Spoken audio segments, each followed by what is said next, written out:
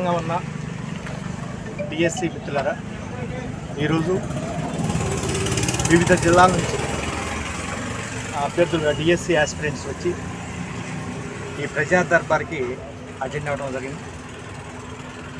మరి డిఎస్సి అభ్యర్థులకు ఉన్నటువంటి సమస్యల మీద ఈరోజు లోకేష్ గారికి ఇవ్వడం జరిగింది. రాష్ట్ర వ్యాప్తంగా వివిధ జిల్లాల నుంచి చాలామంది అభ్యర్థులు వచ్చారు.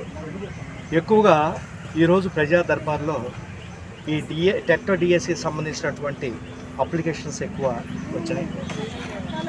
అయితే నేను కూడా వెళ్ళి లోకేష్ గారికి ఇష్యూస్ చెప్పడం జరిగింది, ఇవ్వడం జరిగింది.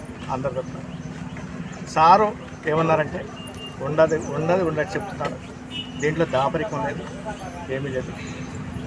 సారు ఏమన్నారంటే మేము ఆల్రెడీ సిలబస్ నవంబర్ ఎండింగ్లో ఇచ్చేసాము. నన్ను అడిగారు సిలబస్ ఇచ్చి ఎన్ని నెలలు అయింది, ఇప్పటికైనా అనుకోలేదు.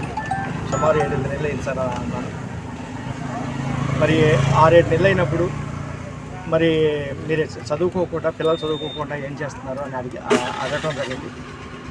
అయితే నేనేమన్నానంటే, సార్ పిల్లలు అంటే మీ నుంచి క్లారిఫికేషన్ రాలేదు సార్, పలానప్పుడు డేట్ రాలేదు అంటే నేను చెప్తూనే ఉన్నాను. ఆల్రెడీ ఎస్సీ క్లారిఫికేషన్ అయిపోయిన వెంటనే 15 రోజులు 20 రోజులు అటు ఇటు నోటిఫికేషన్ ఇచ్చేస్తాం అని నేను చెప్పాను. ఆల్రెడీ నా తప్పేం లేదు అని సార్ చెప్తుందని. అయితే నేను ఇంకొక పాయింట్ అడిగాను. సార్ మీరు ఆల్రెడీ చెప్పారు సార్, పిల్లలకి మాకందరికీ చెప్పారు సార్,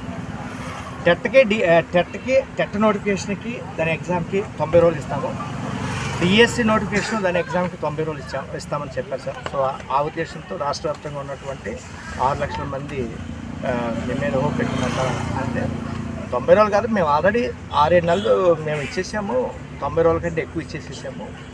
ఇంకోటి ఏంటంటే రేపు జూన్కి ఎగ్జామ్స్ జరిగిపోతాయి.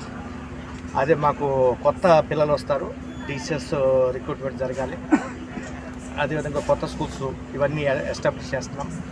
కాబట్టి దీంట్లో మార్పు లేదు. కాబట్టి జూన్లో ఎగ్జామ్స్ జరిగిపోతాయి అని చెప్పడం జరిగింది. కొంచెం చూడండి సార్, పరిశీలించండి సార్ అని అంటే నో క్వశ్చన్ అట. సో దీని మీద ఆల్రెడీ వెనకొచ్చేది లేదు. కాబట్టి జూన్లో ఎగ్జామ్స్ జరిగిపోతాయి అని చెప్పడం జరిగింది. కాబట్టి ఈరోజు చాలామంది టెట్ డిఎస్సి మీద మరి మెమోరాండమ్స్ ఇవ్వడం జరిగింది, ఎక్కువ పర్సెంట్. సో దీని మీదే రావడం జరిగింది. ఇంకోటి వయోపరిమితి కూడా అడిగారు, నేను కూడా అడిగాను.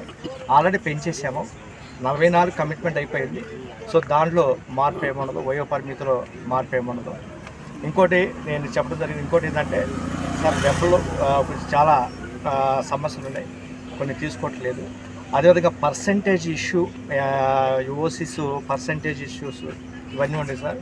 మరి వాళ్ళకి ఓసీస్కి ఓపెన్ కేటగిరీలో ఉన్నటువంటి వారికి 50% ఇచ్చారు, మరి ఇప్పుడు తగ్గిస్తూ ఉంటున్నారు. మరి అప్పటి నుంచి ఇప్పటి వరకు వాళ్ళు చదవలేదు కదా సార్. మరి వాళ్ళకి ఒక నెల రోజులే ఉన్న టైం, మరి ఇప్పుడు వరకు ఒక నెల రోజులు ఉంది. మరి ఈ నెల రోజులు ఏం చదువుతారంటే అది సంబంధం లేదు, నేను ఆల్రెడీ ఇచ్చేసాము, మేము ఇప్పుడు ఇప్పుడు అవసరమైతే ఎన్ని సెటిలైట్ చేస్తాము.